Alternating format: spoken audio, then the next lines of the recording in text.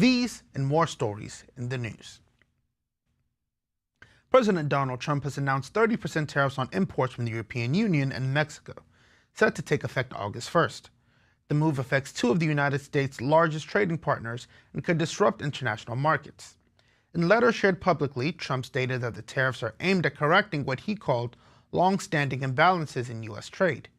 He accused the EU of maintaining non-reciprocal trade barriers and labeled the U.S. trade deficit a national security risk.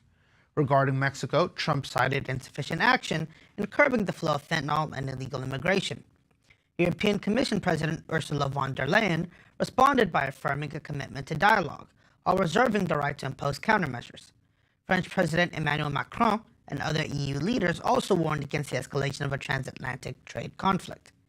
Mexico's government expressed disagreement with the measure, calling it unfair treatment during high-level talks with U.S. officials.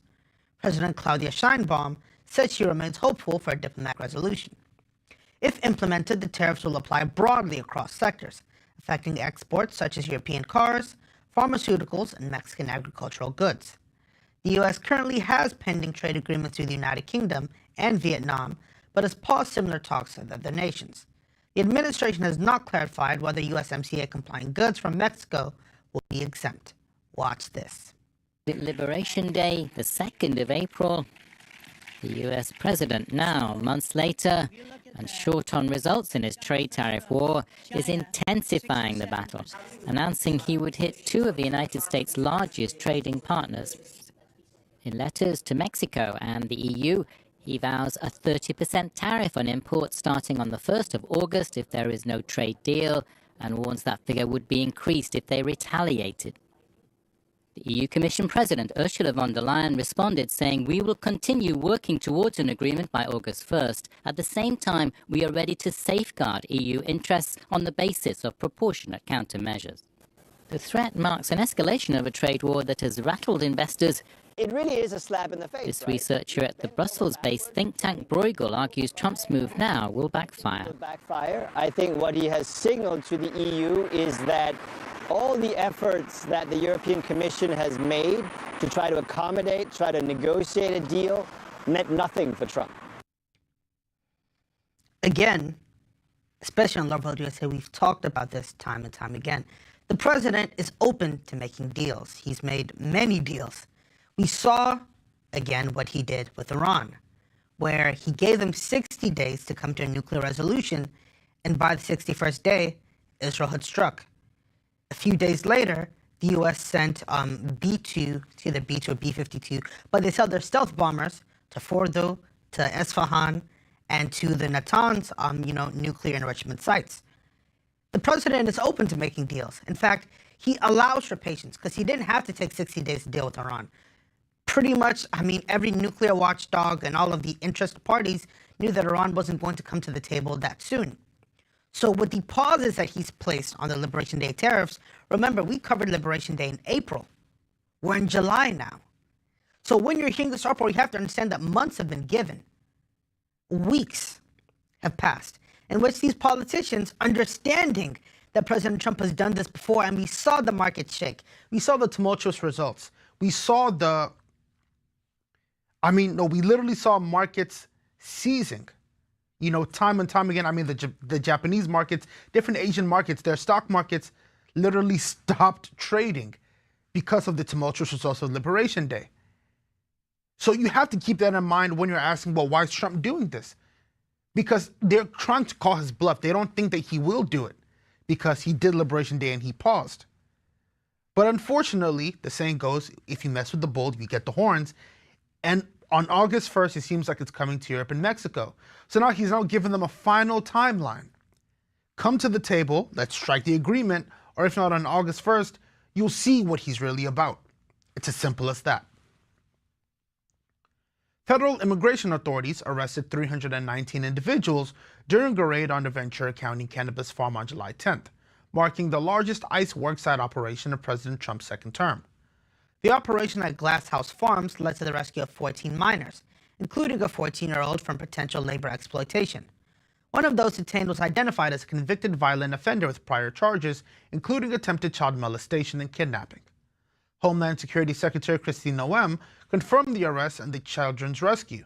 Authorities said the investigation is ongoing, including a review of all detainees' criminal records. The raid drew violent protests. Federal agents were reportedly assaulted, and at least one protester allegedly discharged a firearm. One individual died after falling from a greenhouse during the chaos. The farm, whose leadership has donated to both Democratic and Republican candidates, is now under investigation for possible child labor law violations. ICE and Customs and Border Protection officials say additional enforcement actions are under consideration. Let's take a look. We went there because we knew specifically from casework we had built for weeks and weeks and weeks that there was children there that could be trafficked, being exploited, that there was individuals there involved in criminal activity, and we found over 100 individuals that were involved in that and unaccompanied children there that we had been looking for. And Secretary Noem confirmed that the operations in Camarillo as well as Carpinteria were the largest since President Trump took office. As somebody who's covering the story, the facts about this story still repulse me to now. And I have to say it again and again and again.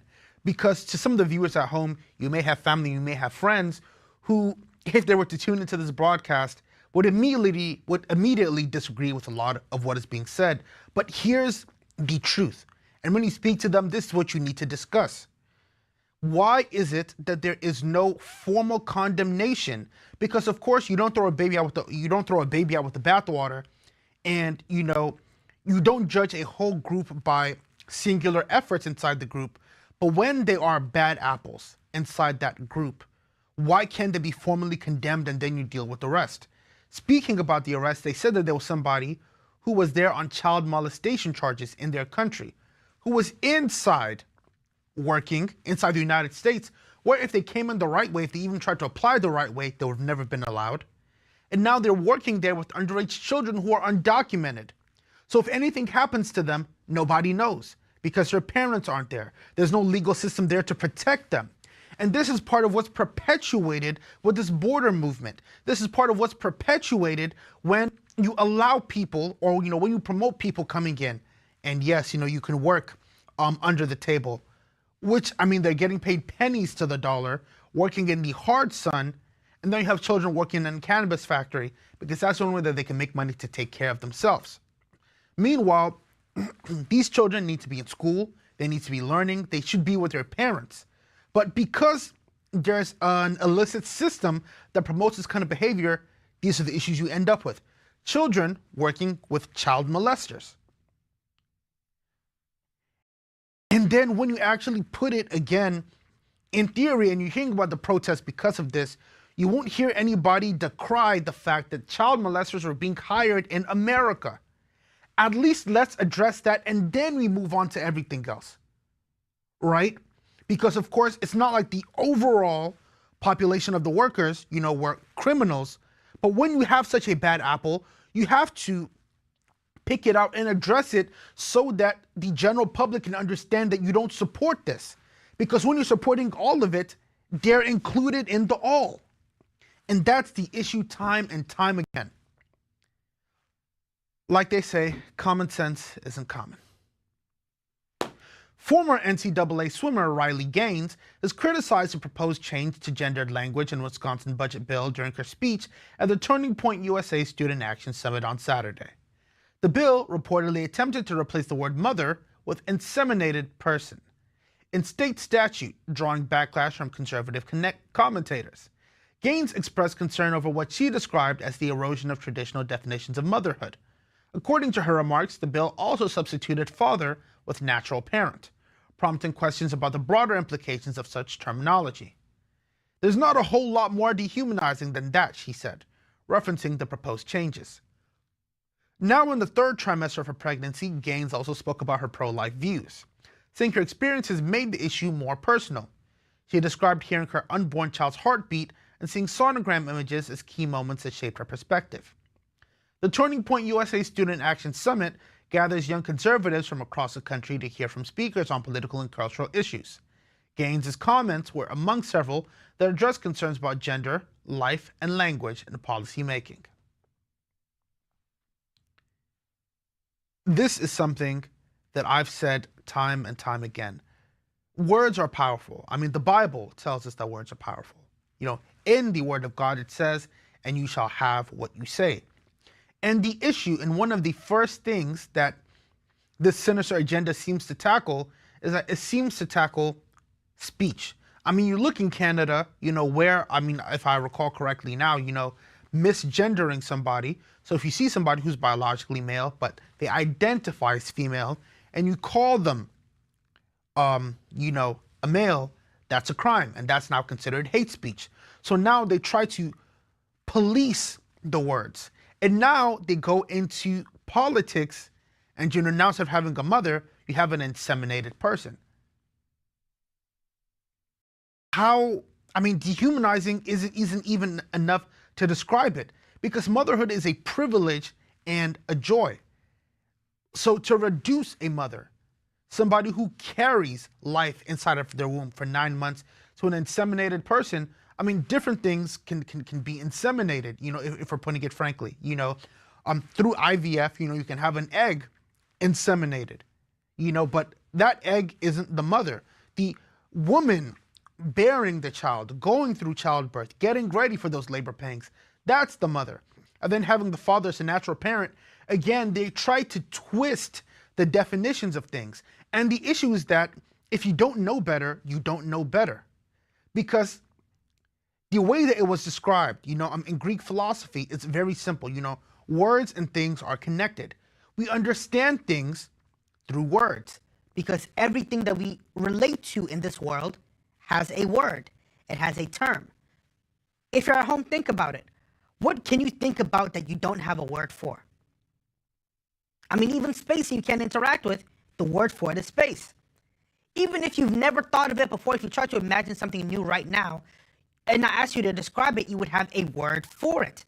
Because words control the way we think. They affect the way we think. That's why we have to speak properly. So when you have these people trying to change the way that people speak, trying to change the way that things are addressed, they're going for your thoughts. They're going for the thoughts of those who don't know better, and that's how they get in. That's why it's big for Riley Gaines to push back against these issues, because it seems so small. Well, you know, I can still call them a mother, although now the official term is now inseminated person, until later on, an inch taken becomes a mile, and now it's hate speech. Be careful. The Federal Emergency Management Agency reportedly approved multiple appeals to remove dozens of Camp Mystic buildings from a designated flood hazard zone in the years leading up to a July 4th flash flood that killed at least 27 people, including campers and staff. Records reviewed and reported by the Associated Press show FEMA amended Kerr County's flood maps in 2013, 2019, and 2020, excluding structures from regulation under the 100-year floodplain designation. The decisions impacted both the original Camp Mystic site along the Guadalupe River and its newer Cypress Lake expansion. FEMA says its flood maps are intended to set minimum standards and do not predict flood events. Climate data experts and analysts say the properties remained a clear risk and note that nearly all the structures at this original campsite fall within high-risk zones when analyzed using independent climate models. Critics have raised concerns that the exemption process may benefit property owners with financial or political advantages. The flood, described by officials as far exceeding a 100-year event, struck before dawn during a period of intense rainfall and overwhelmed local emergency systems. FEMA referred inquiries about construction oversight and continued camp operations to local officials who have not responded publicly. Watch this. FEMA removed 15 of the camp's buildings from the hazard area in 2013 and 15 more between 2019 and 2020. Those buildings were located on a sister site that opened as part of an expansion and were less impacted by the flood. FEMA did note in the amendments that other parts of the camp were still in the flood map. FEMA says flood maps are snapshots in time and are not predictions of where it will flood. What gross negligence. And to the viewers at home, pardon my strong tone in saying that, but when you have lives lost over something that, again, they did note, but they